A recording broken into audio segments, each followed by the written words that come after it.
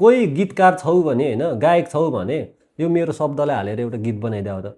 देउरालीमा बतास चलेपछि त्यहाँ के भयो हो यो कुरा चाहिँ अनि मान्छेले सुन्छन् क्या। जस्तै देउरालीमा बता होइन अब म किन धुन हाल्नु, म धुन हाल्दिनँ होइन, मलाई खासै यो टुङ्ग्रोको खासै गतिलो भर छैन, मलाई गीत राम्रो बन्दैन, तर म शब्द भन्छु त्यसलाई गीत बनाऊ है।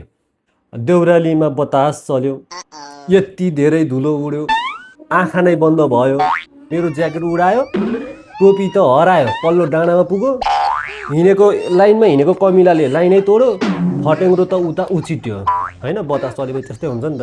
यस्ता यस्ता कुराहरू चाहिँ अझ राम्रो हुन्छ क्या। जस्तै अनि अरू कुकुर भुक्दै भागो, बाख्रा उता हाम फाल्यो होइन, भँगेरो उडेको भँगेरो भुइँमै पछारियो, मुसो दुलोभित्र पस्यो, बिरालो त दङ पर्यो।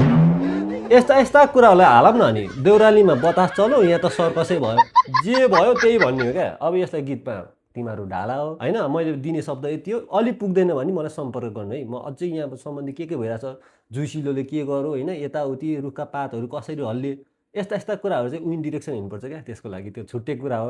ल कसैले यसमा गीत बनाउँछ भने मलाई भनाओ, म शब्द लेखिदिन्छु, मन पऱ्यो भने कसैले गीत गाइदियो। ल हस् त।